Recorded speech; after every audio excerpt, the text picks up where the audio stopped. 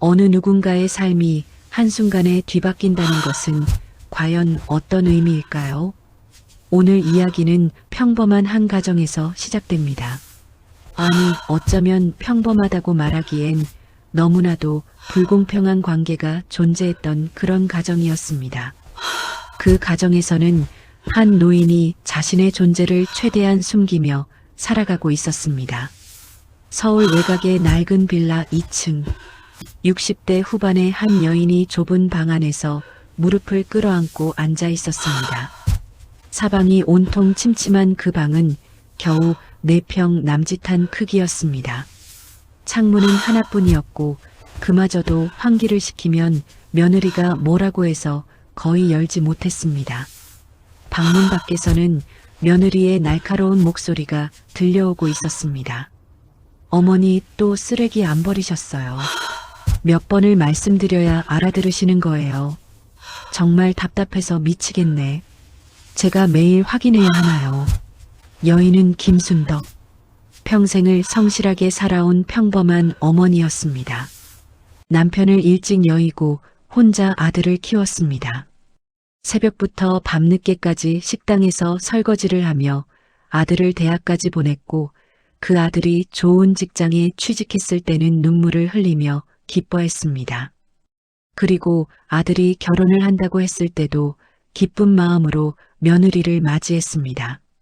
처음 만난 며느리는 예쁘고 똑똑해 보였습니다. 명문대를 나온 당찬 여성이었습니다. 순덕은 아들이 이런 좋은 여자를 만나서 얼마나 다행인지 모른다고 생각했습니다. 하지만 그 기쁨은 오래가지 못했습니다. 며느리 박지영은 결혼 초부터 시어머니를 탐탁지 않게 여겼습니다. 낡은 옷을 입고 구부정한 허리로 걷는 시어머니의 모습이 창피했습니다. 친구들을 집에 부르고 싶어도 시어머니 때문에 차마 그럴 수가 없었습니다.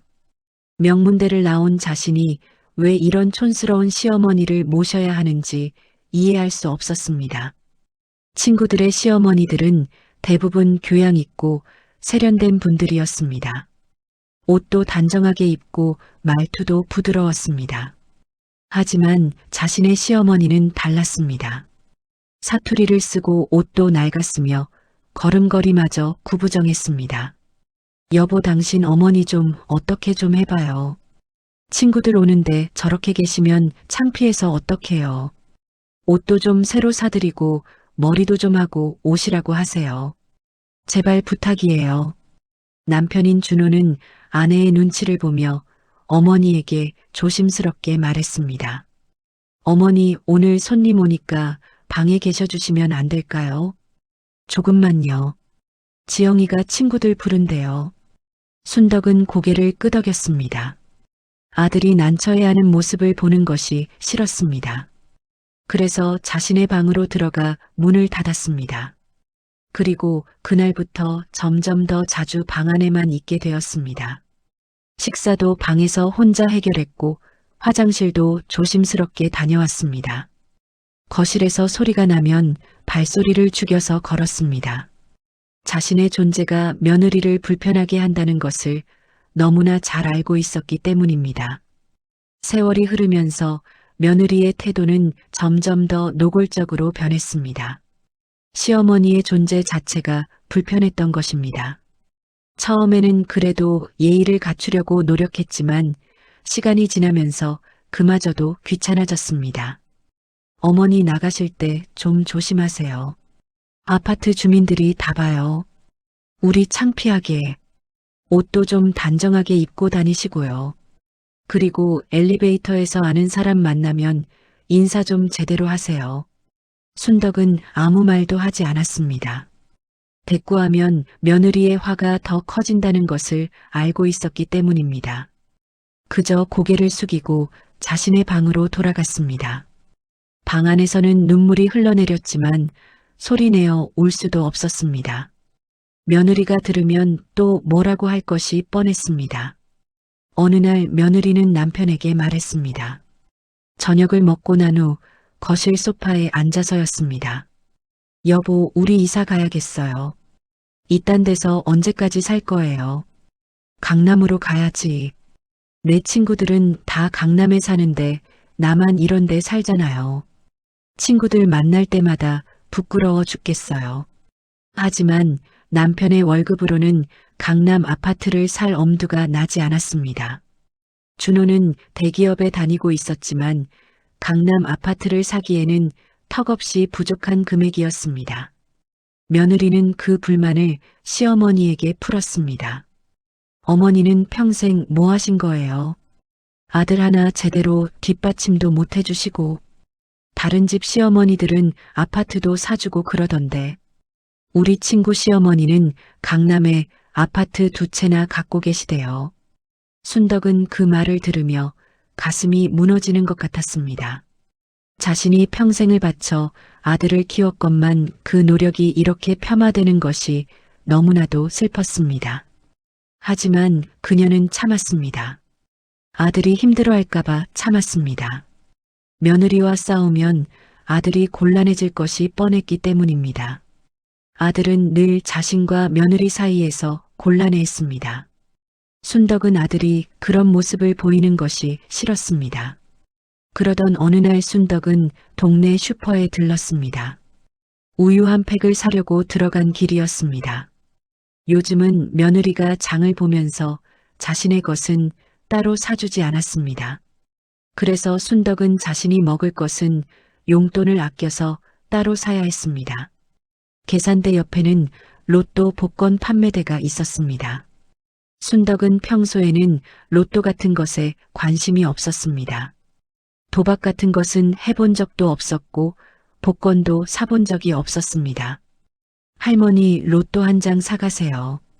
요즘 당첨자 많이 나온다니까.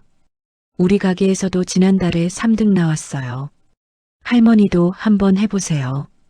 주인 아주머니의 말에 순덕은 잠시 망설였습니다. 1,000원이 아까웠기 때문입니다. 그 돈이면 계란 2개를 더 살 수 있었습니다. 하지만 문득 이런 생각이 들었습니다. 만약 정말 당첨이 된다면 며느리에게 잘 보일 수 있지 않을까?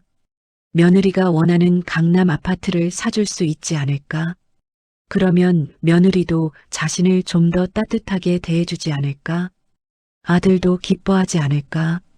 그래서 그녀는 조심스럽게 1,000원을 내밀었습니다. 손이 떨렸습니다. 1,000원이라는 돈이 아까웠지만 혹시나 하는 마음에 용기를 냈습니다. 한 장만 주세요. 주인 아주머니는 웃으며 복권을 건네주었습니다. 자동으로 번호가 찍힌 복권이었습니다. 순덕은 그 복권을 소중하게 접어 자신의 낡은 카디건 주머니에 넣었습니다. 그리고 집으로 돌아왔습니다.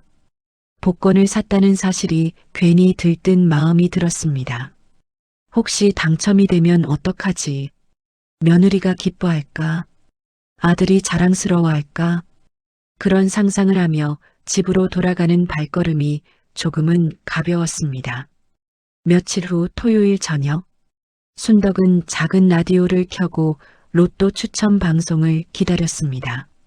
며느리와 아들은 거실에서 텔레비전을 보고 있었고 순덕은 자신의 방에서 혼자 조용히 방송을 들었습니다. 라디오에서는 음악이 흘러나오고 있었습니다. 순덕은 가슴이 두근거렸습니다. 평생 이런 설렘을 느껴본 적이 없었습니다. 추첨 번호가 하나씩 발표되기 시작했습니다. 순덕은 떨리는 손으로 복권을 꺼내 들었습니다. 첫 번째 숫자가 일치했습니다. 심장이 빠르게 뛰기 시작했습니다. 우연이겠지 하고 생각했습니다. 두 번째 숫자도 맞았습니다. 이제 조금 긴장이 되기 시작했습니다. 세 번째, 네 번째, 다섯 번째, 여섯 번째. 모든 숫자가 일치했습니다. 순덕은 자신의 눈을 의심했습니다. 순덕은 자신의 눈을 의심했습니다. 다시 한번 확인했습니다. 라디오를 귀에 바짝 대고 다시 들었습니다. 틀림없었습니다. 6개의 숫자가 모두 일치했습니다.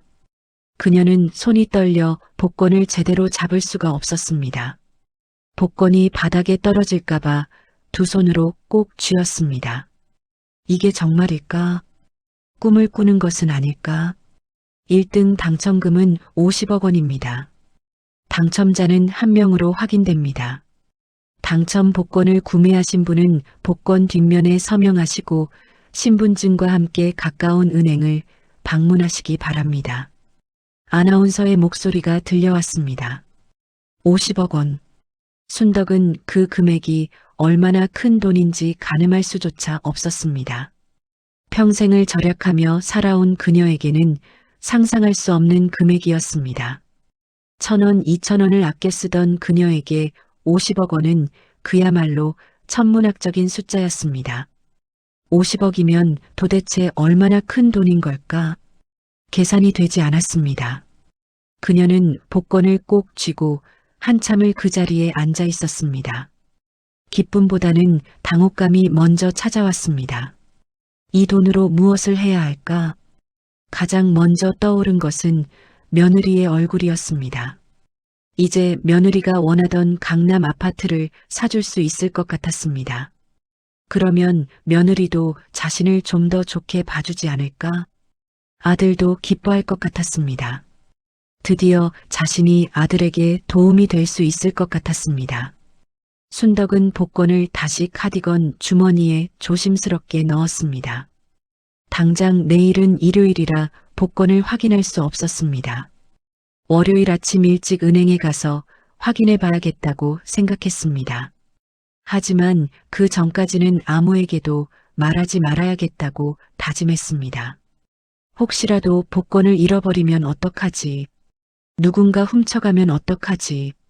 온갖 걱정이 밀려왔습니다. 그날 밤 순덕은 설렘과 불안함이 뒤섞인 채 잠을 이루지 못했습니다. 50억 원.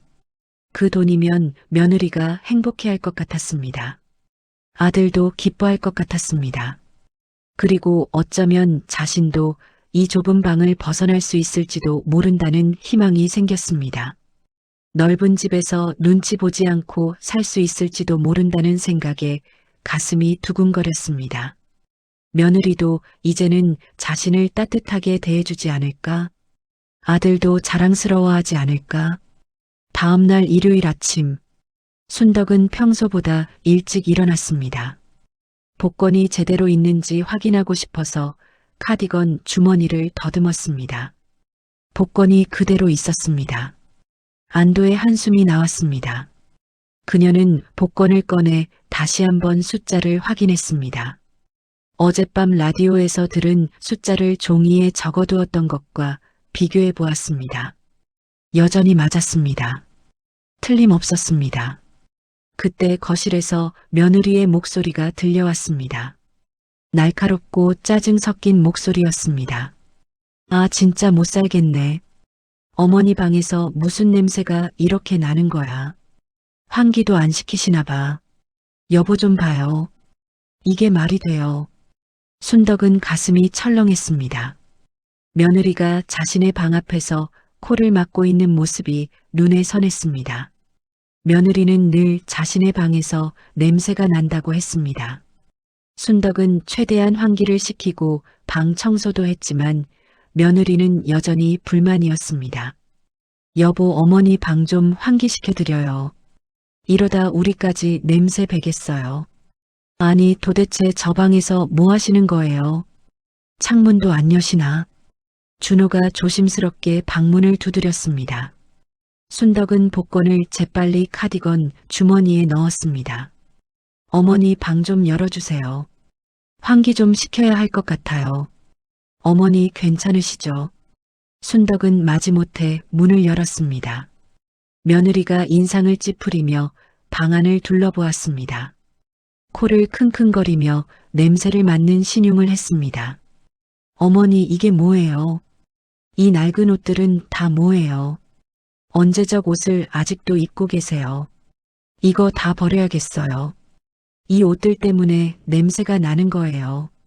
며느리의 시선이 순덕이 걸어둔 낡은 옷들에 꽂혔습니다. 20년도 더 된 카디건과 바지들이 옷걸이에 걸려 있었습니다. 얼룩이 지고 색이 바랜 옷들이었습니다. 순덕에게는 소중한 옷들이었지만 며느리의 눈에는 그저 더러운 누더기로밖에 보이지 않았습니다. 이런 거 다 버려야 해요. 냄새의 원인이 바로 이거잖아요. 아니, 요즘 세상에 이런 옷을 누가 입어요. 어머니, 제가 새 옷 사드릴게요. 이건 다 버려요. 순덕은 당황했습니다. 그 옷들은 자신에게 소중한 것들이었습니다. 남편이 살아있을 때 사준 옷도 있었고, 아들이 어렸을 때 자신이 입고 아들을 돌보던 옷도 있었습니다. 아니야, 이 옷들은 아직 입을 수 있어. 버릴 필요 없어. 아직 멀쩡한데. 제발. 하지만 며느리는 듣지 않았습니다. 이미 마음을 정한 듯 했습니다. 여보, 어머니 옷 좀 다 치워드려요. 의류 수거함에 넣으면 되잖아요. 새 옷 사드리면 되고. 제가 돈 드릴게요. 준호는 난처한 표정으로 어머니를 바라보았습니다. 하지만 아내의 성화에 어쩔 수 없다는 표정이었습니다. 어머니, 새 옷 사드릴게요. 이 옷들은 너무 낡았어요. 제가 좋은 걸로 사드릴게요. 괜찮으시죠? 며느리는 이미 옷들을 옷걸이에서 빼내고 있었습니다. 순덕의 카디건도 그 중에 포함되어 있었습니다. 그 카디건, 바로 복권이 들어있는 그 카디건이었습니다. 순덕은 그 모습을 보며 심장이 쿵하고 내려앉는 것을 느꼈습니다. 안 돼, 그 카디건은 안 돼. 순덕이 급히 손을 뻗었지만 며느리는 이미 옷을 큰 비닐봉투에 넣고 있었습니다. 순덕의 목소리는 떨렸고 얼굴은 창백해졌습니다. 어머니, 새 거 입으세요. 이런 거 입고 다니시면 우리가 창피하다니까요. 아파트 주민들이 뭐라고 하겠어요. 저희 체면도 좀 생각해 주세요. 며느리의 말투는 차갑고 단호했습니다. 순덕은 그 순간 복권이 카디건 주머니에 있다는 사실이 떠올랐습니다. 20억 원. 그 엄청난 돈이 지금 며느리의 손에 들린 비닐봉투 속으로 들어가고 있었습니다. 급히 며느리에게 손을 내밀었습니다. 잠깐만. 그 옷은 안 돼. 제발 그것만은. 순덕의 목소리는 애원하는 듯 했습니다. 하지만 며느리는 이미 비닐봉투를 묶고 있었습니다. 꽉 묶인 비닐봉투 안에서 낡은 옷들이 구겨져 있었습니다. 왜요? 이미 다 넣었는데. 어머니, 이제 이런 거 버리셔야 해요. 새 옷이 훨씬 좋잖아요. 제가 백화점에서 좋은 걸로 사드릴게요. 순덕은 설명할 수가 없었습니다. 복권 이야기를 하면 며느리가 뺏어갈 것 같았습니다. 아니면 믿지 않고 비웃을 것 같았습니다. 로또에 당첨됐다고 하면 며느리가 어떤 반응을 보일지 뻔했습니다. 그래서 그녀는 그저 입을 다물고 있었습니다. 가슴이 터질 것 같았지만 참았습니다. 눈물이 나올 것 같았지만 꾹 참았습니다. 며느리는 묶은 비닐봉투를 들고 현관으로 나갔습니다. 순덕은 황급히 뒤를 따라갔습니다. 슬리퍼도 제대로 신지 못한 채 비틀거리며 뒤를 쫓았습니다. 지영아, 잠깐만. 그 옷들 내가 다시 볼게. 버리지 마. 제발 부탁이야. 며느리는 고개를 저었습니다. 짜증이 섞인 표정이었습니다. 어머니, 그냥 버리는 게 나아요. 집안 공기도 안 좋고 새 옷이 훨씬 좋잖아요. 왜 이렇게 집착하세요? 옷 하나 가지고. 며느리는 그대로 밖으로 나가버렸습니다.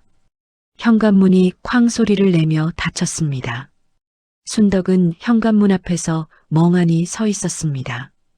50억 원이 든 복권이 낡은 옷과 함께 사라져버린 것입니다. 그녀의 머릿속이 하얗게 변했습니다. 다리에 힘이 풀려 주저앉을 것 같았습니다. 아들 준호가 조심스럽게 다가왔습니다. 어머니, 괜찮으세요? 정말 새 옷 사드릴게요. 지영이 말도 일리가 있어요. 그 옷들 너무 오래됐잖아요. 순덕은 아들을 바라보았습니다. 말하고 싶었습니다. 복권이 있다고, 50억 원에 당첨됐다고. 하지만 입을 열 수가 없었습니다. 지금 말하면 며느리가 이미 버린 옷을 찾으러 갈 것이고 그러면 복권을 빼앗길 것이 뻔했습니다. 괜찮아. 나 혼자 괜찮아. 순덕은 겨우 그 말만 하고 자신의 방으로 돌아갔습니다. 방문을 닫고 침대에 주저앉았습니다.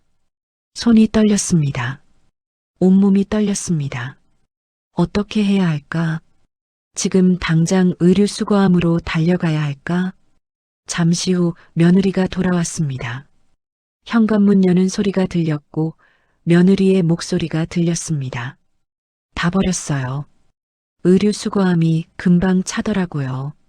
어머니 새 옷은 제가 사다 드릴게요. 깔끔한 걸로요. 백화점 세일할 때 사다 드릴게요. 순덕은 그 말을 듣고 주저앉고 싶었습니다. 하지만 참았습니다. 아직 희망이 있었습니다. 의류수거함에서 찾으면 되는 것입니다. 지금 당장 가서 찾아야 했습니다. 1초라도 빨리 가야 했습니다. 순덕은 며느리가 거실로 돌아가자마자 조용히 신발을 신었습니다. 손이 떨렸습니다. 신발끈을 묶는데도 한참이 걸렸습니다. 숨이 가빠왔습니다. 하지만 지금 당장 가서 복권을 찾아야 했습니다.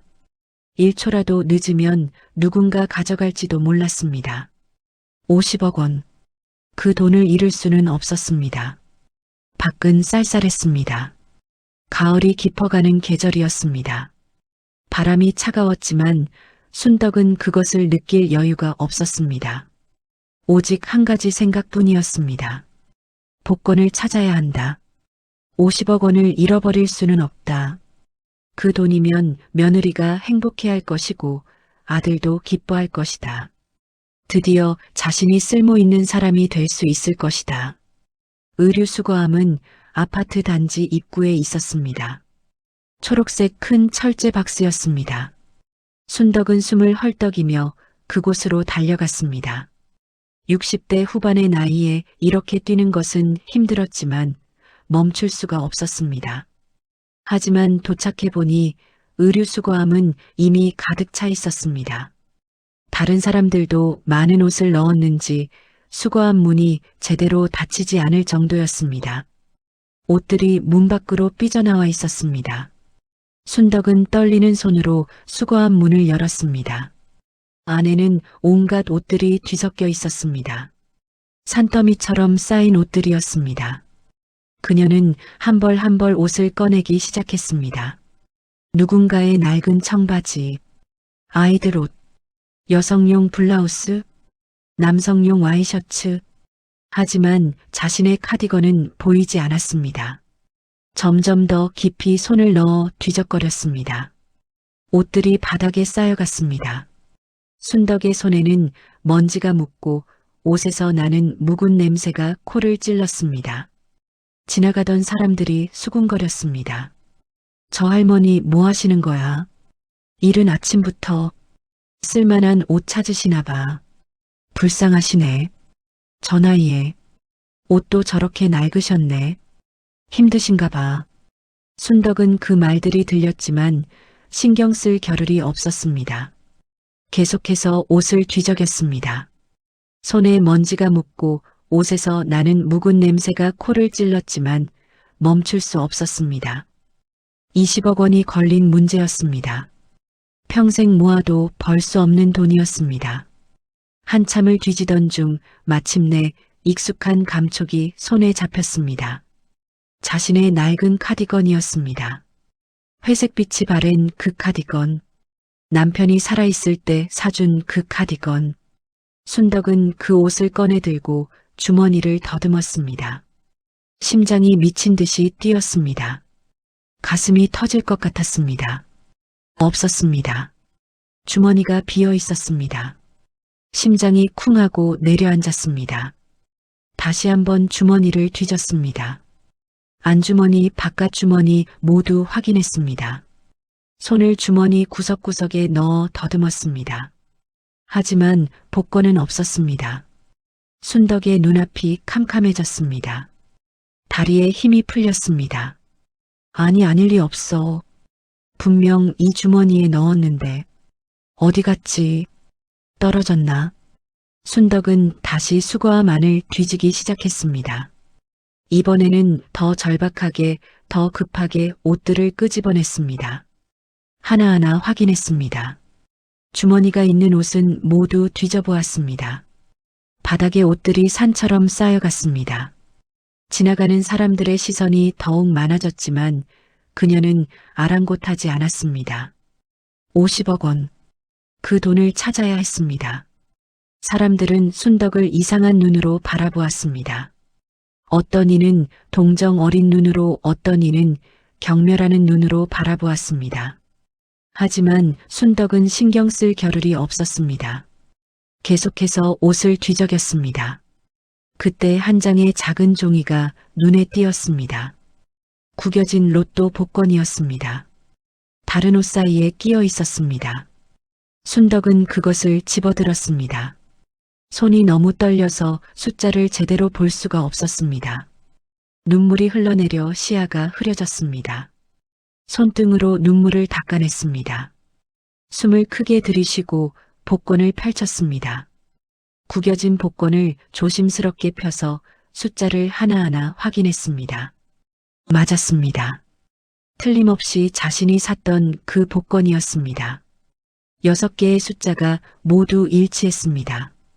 복권 구석이 조금 찢어져 있었지만 숫자는 멀쩡했습니다. 바코드도 온전했습니다. 순덕은 그 자리에 주저앉았습니다.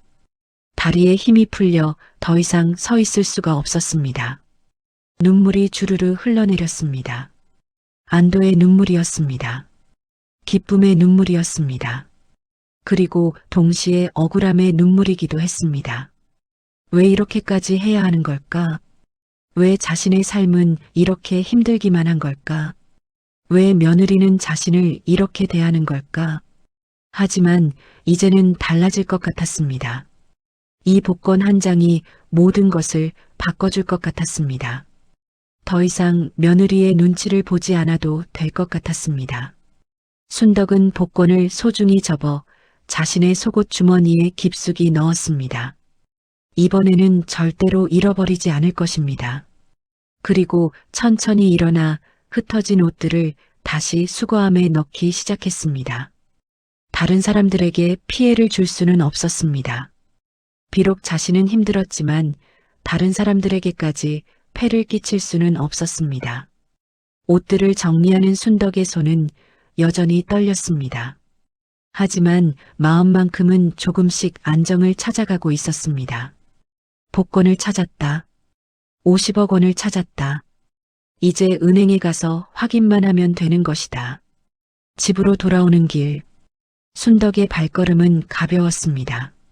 비록 몸은 지쳤지만 마음만큼은 한없이 가벼웠습니다. 50억 원. 그 돈이면 무엇이든 할 수 있을 것 같았습니다. 며느리도 행복할 것이고 아들도 기뻐할 것입니다. 드디어 자신이 쓸모 있는 사람이 될 수 있을 것 같았습니다. 하지만 집에 들어서자마자 며느리의 목소리가 들려왔습니다. 날카롭고 짜증 섞인 목소리였습니다. 어머니, 어디 갔다 오세요?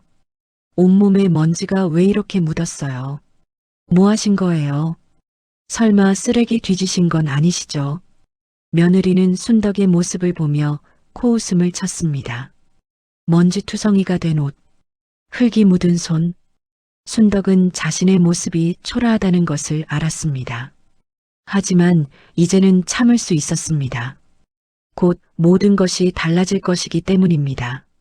순덕은 아무 말도 하지 않았습니다. 그저 방으로 들어가 조용히 문을 닫았습니다. 며느리가 뭐라고 중얼거리는 소리가 들렸지만 신경 쓰지 않았습니다. 이제 며느리의 말은 중요하지 않았습니다. 방에 들어온 순덕은 먼저 손을 씻었습니다. 그리고 복권을 꺼내 다시 한번 확인했습니다. 여전히 숫자가 맞았습니다. 구겨지긴 했지만 바코드는 온전했습니다. 은행에서 확인할 수 있을 것 같았습니다. 그날 밤 순덕은 복권을 꺼내 다시 한번 확인했습니다. 숫자가 맞는지 여러 번 확인했습니다. 틀림없었습니다. 1등 당첨이었습니다. 인터넷으로도 검색해서 확인했습니다. 지난주 토요일 추첨 번호와 정확히 일치했습니다. 당첨금은 50억 원이었습니다. 하지만 그녀는 누구에게도 말하지 않기로 했습니다. 아들에게도 며느리에게도 말하지 않기로 했습니다. 일단 복권을 현금화한 다음 생각하기로 했습니다. 지금 말하면 며느리가 돈을 요구할 것이 뻔했습니다. 아들도 며느리 편을 들 것입니다. 그러면 자신이 원하는 대로 돈을 쓸 수 없을 것입니다. 월요일 아침, 순덕은 일찍 일어나 준비를 했습니다. 은행이 문을 열자마자 가야 했습니다. 며느리에게는 병원에 간다고 둘러댔습니다. 어디 아프세요? 혼자 가실 수 있어요. 며느리의 물음에는 관심보다는 귀찮다는 뉘앙스가 더 강했습니다. 괜찮아. 혼자 다녀올게. 순덕은 조용히 집을 나섰습니다. 가방 속에는 복권과 신분증이 들어 있었습니다. 심장이 빠르게 뛰었습니다. 긴장도 되고 설레기도 했습니다. 은행에 도착한 순덕은 떨리는 목소리로 직원에게 말했습니다. 저 로또 당첨 확인하러 왔어요. 직원은 친절하게 복권을 받아 확인했습니다. 기계에 바코드를 스캔했습니다. 그리고 잠시 후 놀란 표정으로 순덕을 바라보았습니다. 직원의 눈이 커졌고 입이 벌어졌습니다. 손님 1등 당첨이세요. 잠시만 기다려주세요. 지점장님을 모셔올게요. 그 말을 듣는 순간 순덕의 눈에서 또다시 눈물이 흘러내렸습니다. 정말이었습니다. 꿈이 아니었습니다. 직원은 당황하며 휴지를 건넸습니다. 축하드립니다. 정말 대단하세요. 고객님 정말 운이 좋으세요. 곧 지점장이 나왔습니다. 공손한 태도로 순덕을 귀빈실로 안내했습니다. 이후의 절차는 마치 꿈을 꾸는 것 같았습니다. 신분증 확인을 하고 각종 서류에 서명을 했습니다. 세금을 제하고도 30억 원이 넘는 돈이 그녀의 통장에 입금되었습니다. 30억 원. 순덕은 통장을 들여다보았습니다. 처음 보는 큰 숫자였습니다. 이 돈이 정말 자신의 것이 맞는지 믿기지 않았습니다. 지점장이 설명했습니다. 고객님, 이 돈은 이제 고객님의 것입니다. 세금도 다 처리됐고요.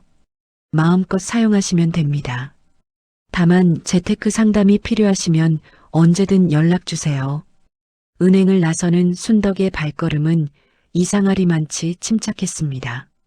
오히려 머릿속이 복잡했습니다. 이 돈으로 무엇을 해야 할까? 며느리에게 말해야 할까? 강남 아파트를 사줘야 할까? 집으로 돌아오는 길에 순덕은 공원 벤치에 잠시 앉았습니다. 그리고 지난 세월을 떠올렸습니다. 며느리가 자신을 대하던 태도, 무시하던 눈빛, 아들이 자신을 바라보던 미안한 눈빛, 좁은 방에 갇혀 지내던 외로운 시간들. 문득 이런 생각이 들었습니다. 왜 자신이 며느리에게 잘 보이려고 애를 써야 하는가? 왜 자신이 눈치를 보며 살아야 하는가?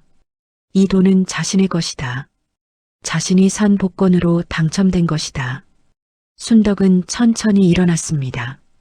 그리고 부동산으로 향했습니다. 머릿속에는 어떤 계획이 하나둘씩 그려지고 있었습니다. 며느리가 늘 부러워하던 강남 아파트, 그 아파트를 사야겠다는 생각이 들었습니다. 하지만 며느리를 위해서가 아니었습니다. 부동산에 들어선 순덕은 중개사에게 물었습니다. 목소리는 차분했지만 눈빛은 단호했습니다. 강남에 괜찮은 아파트 있나요? 넓고 좋은 곳으로요. 중개사는 순덕의 낡은 옷차림을 보며 잠시 망설였습니다. 60대 후반의 노인이 강남 아파트를 사겠다고 하니 의아했던 것입니다.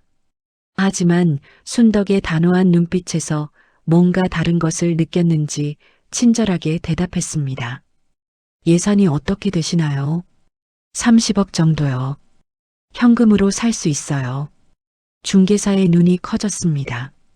그리고 곧 전문적인 표정으로 컴퓨터를 켜며 매물을 검색하기 시작했습니다. 태도가 확 달라졌습니다. 고객님, 이 아파트는 어떠세요? 강남 한복판이고요. 34평입니다. 최근에 리모델링도 했고 학군도 좋습니다. 가격은 28억입니다. 순덕은 사진을 들여다보았습니다. 며느리가 늘 부러워하던 바로 그 아파트 단지였습니다. 며느리는 자주 그 아파트 앞을 지나며 말하곤 했습니다. 저기 살면 얼마나 좋을까? 우리도 언젠가는 저런 데 살 수 있겠지. 순덕은 고개를 끄덕였습니다. 이걸로 할게요. 중개사는 다시 한번 놀란 표정을 지었습니다. 바로 결정하시는 건가요? 한번 보러 가보시는 게 어떨까요? 직접 보시고 결정하셔도 괜찮아요. 이걸로 할게요. 현금으로 살 수 있나요? 빨리 계약하고 싶어요. 중개사는 순덕을 다시 바라보았습니다. 그리고 이 여인이 예사롭지 않다는 것을 깨달았습니다. 알겠습니다. 그럼 계약 진행하겠습니다. 집주인분께 연락드릴게요. 일주일 후 순덕은 강남 아파트의 열쇠를 받았습니다. 아직 아무에게도 말하지 않았습니다. 며느리도 아들도 이 사실을 전혀 몰랐습니다. 순덕은 그저 병원에 다녀온다는 핑계로 자주 외출했고 그 시간에 아파트를 준비했습니다. 순덕은 혼자 그 아파트를 찾아갔습니다. 넓은 거실과 방들, 깨끗한 욕실, 탁 트인 베란다에서 보이는 서울 전경, 모든 것이 며느리가 꿈꾸던 그대로였습니다. 햇살이 가득 들어오는 거실, 최신식 주방, 넓은 안방. 순덕은 거실 한가운데 서서 천천히 주변을 둘러보았습니다. 며칠 후 순덕은 가구를 들이기 시작했습니다. 비싼 가구는 필요 없었습니다. 다만 깨끗하고 실용적인 것들로 채워갔습니다. 소파와 식탁, 침대와 옷장, 그리고 방 하나는 비워두었습니다. 특별한 목적을 위해서였습니다. 모든 준비가 끝난 어느 날 저녁, 순덕은 집으로 돌아왔습니다. 며느리와 아들이 거실에서 텔레비전을 보고 있었습니다. 순덕은 평소처럼 조용히 자신의 방으로 들어가려 했습니다. 그때 며느리가 말했습니다. 어머니 요즘 어디 자주 나가시네요? 매일 병원 가세요. 뭐가 그렇게 아프세요? 순덕은 잠시 멈춰섰습니다. 그냥 검사 좀 받고. 며느리는 코웃음을 쳤습니다. 병원비도 많이 나오겠네요. 여보, 어머니 병원비 지원해 드려야 하는 거 아니에요. 준호가 난처한 표정으로 대답했습니다. 그래야 할 것 같은데 우리도 여유가 없잖아. 순덕은 아무 대꾸하지 않고 방으로 들어갔습니다. 이제 곧 모든 것이 밝혀질 것이었습니다. 조금만 더 참으면 되었습니다. 다음 날 순덕은 아들과 며느리를 거실로 불렀습니다. 두 사람은 의아한 표정으로 자리에 앉았습니다. 왜 그러세요, 어머니? 무슨 일이세요? 순덕은 천천히 입을 열었습니다. 너희에게 할 말이 있어. 며느리가 팔짱을 끼며 대답했습니다. 뭔데요? 설마 돈 달라는 거 아니시죠? 순덕은 가방에서 서류 봉투를 꺼냈습니다. 그리고 테이블 위에 올려놓았습니다. 이게 뭐예요? 아들이 조심스럽게 물었습니다. 순덕은 잔잔한 미소를 지으며 대답했습니다. 아파트 등기부 등본이야. 강남 아파트. 순간 거실에 정적이 흘렀습니다. 며느리가 황급히 서류를 집어들었습니다. 눈을 크게 뜨고 내용을 확인했습니다. 손이 떨렸고 얼굴이 창백해졌습니다. 이게 무슨, 어떻게, 이게 진짜예요. 며느리의 목소리가 떨렸습니다. 아들 역시 믿을 수 없다는 표정으로 서류를 들여다보았습니다. 어머니, 이게 정말이에요. 강남 아파트를 사셨다고요. 어떻게 이런 돈이. 순덕은 고개를 끄덕였습니다. 그래. 로또 당첨됐어. 지난달에. 며느리의 입이 떡 벌어졌습니다. 로또요. 언제요? 얼마나요? 왜 말씀 안 하셨어요? 1등. 50억? 말할 필요가 없었으니까. 거실에 또다시 침묵이 흘렀습니다. 며느리는 서류를 꽉 쥐고 순덕을 노려보았습니다. 그럼 진작 말씀하시지 왜 이제야 말씀하세요? 가족인데 당연히 말씀하셔야죠. 우리도 알 권리가 있잖아요. 순덕은 차분하게 대답했습니다. 말할 필요가 없었으니까. 내 돈이니까. 며느리의 얼굴이 붉어졌습니다. 무슨 말씀이세요? 가족인데 당연히 말씀하셔야죠. 그리고 그 돈으로 뭘 하실 건데요? 혼자 다 쓰실 거예요. 가족. 순덕은 그 단어를 곱씹었습니다. 그리고 천천히 말을 이었습니다. 나를 가족으로 대해준 적이 있었나? 며느리가 말문이 막혔습니다. 아들이 끼어들었습니다. 어머니, 그게 무슨 말씀이세요? 우리가 어머니를 소홀히 했다고 생각하시는 건가요? 순덕은 아들을 바라보았습니다. 사랑하는 아들이었지만 이제는 실망스러운 모습만 보였습니다. 준호야, 넌 항상 지영이 편만 들었지. 내가 힘들어도 모른 척했어. 작은 방에 갇혀 지낼 때도 넌 아무 말 안 했잖아. 어머니, 그건 제가 어쩔 수 없었어요. 지영이도 힘들어했고. 아들이 변명하려 했지만 순덕은 손을 들어 막았습니다. 이제 내 얘기를 들어라. 너희가 나를 어떻게 대했는지 다 기억해. 순덕은 그동안 참아왔던 이야기를 꺼내기 시작했습니다. 며느리에게 받은 상처들, 아들의 무관심, 좁은 방에 갇혀 지낸 외로운 시간들, 냄새난다고 구박받던 일들, 친구들 올 때마다 방에 숨어야 했던 일들, 모든 것을 차분하지만 단호한 목소리로 말했습니다. 며느리는 점점 불안한 표정이 되어갔습니다. 그래서 뭐 어쩌자는 거예요? 설마 우리한테 복수하시려고요?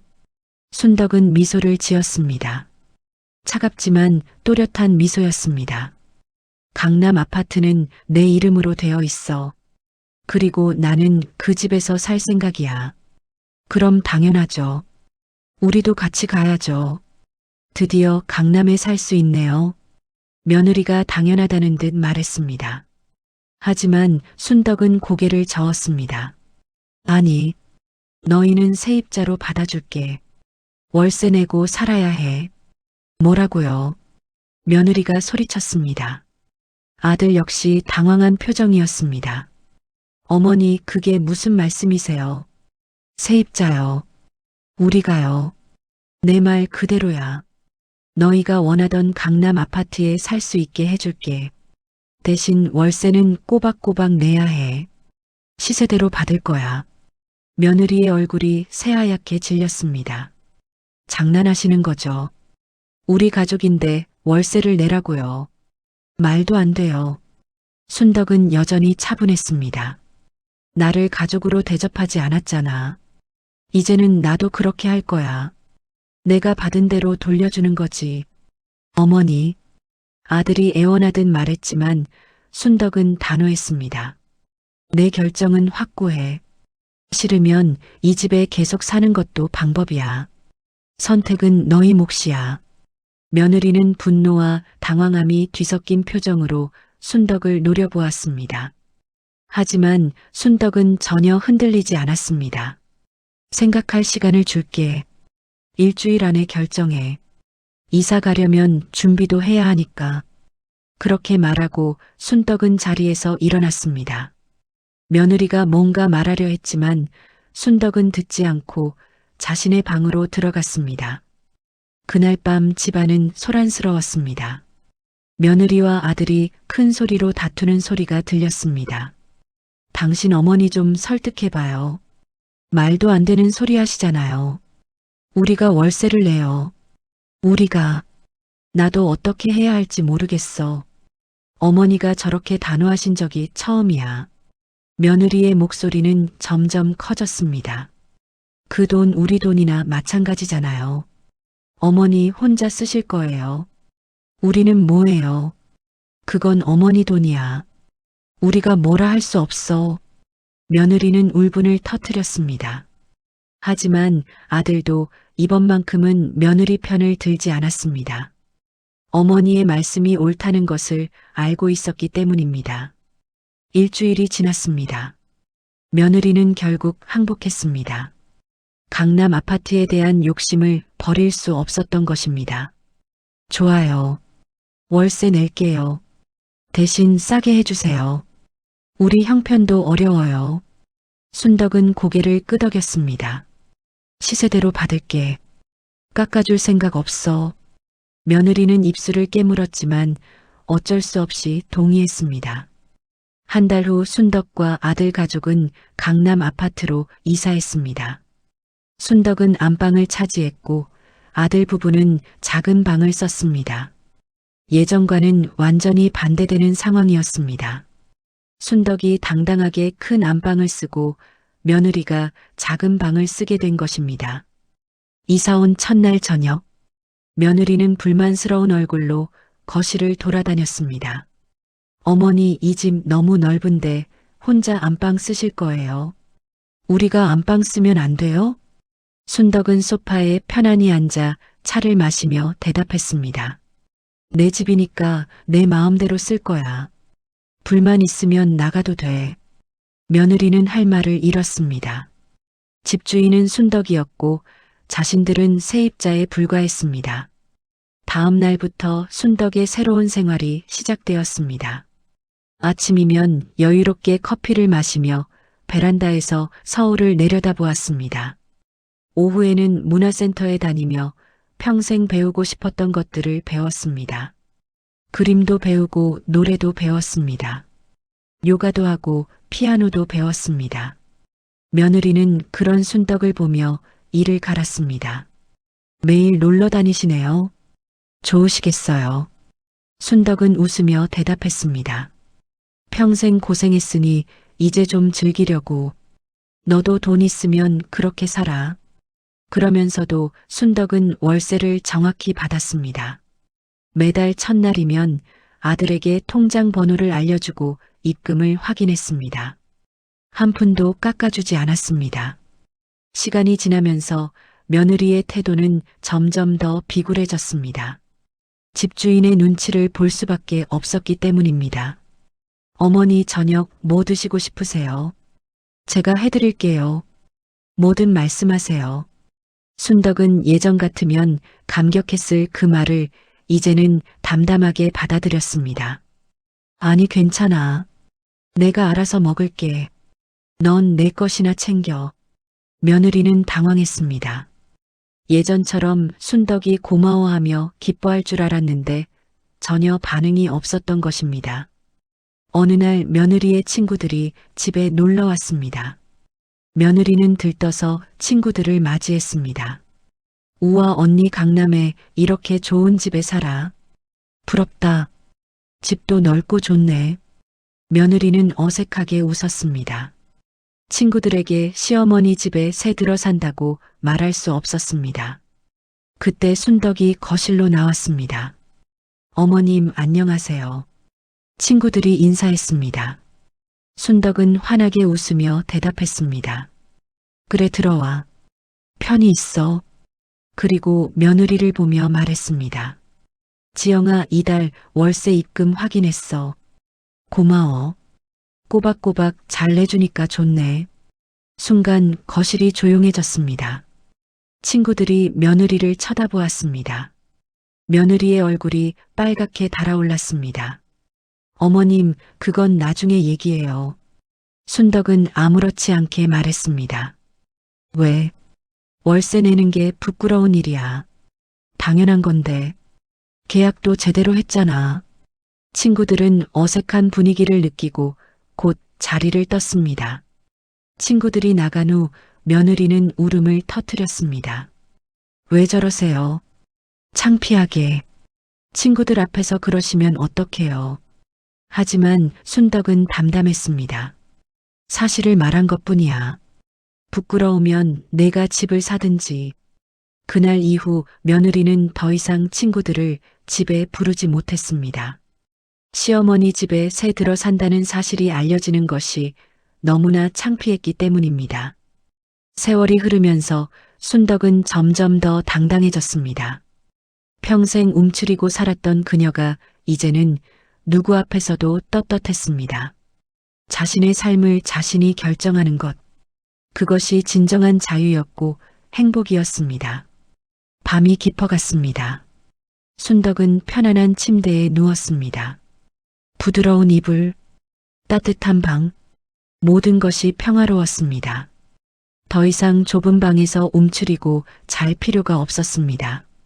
눈을 감으며 순덕은 생각했습니다. 진짜 행운은 돈이 아니었다는 것을, 진짜 행운은 자신의 가치를 깨닫게 된 것이었습니다. 평생을 남을 위해 살았던 자신이 이제는 자신을 위해 살 수 있게 된 것. 그것이 진짜 당첨이었습니다. 강남의 밤하늘 아래 순덕은 평화롭게 잠들었습니다. 내일 또 다른 하루가 시작될 것입니다. 자유롭고 행복한 하루가. 그리고 그것이 바로 그녀가 평생 꿈꿔왔던 삶이었습니다. 구독과 좋아요는 영상 제작에 큰 힘이 됩니다. 더 재밌는 이야기로 찾아뵙겠습니다. 감사합니다.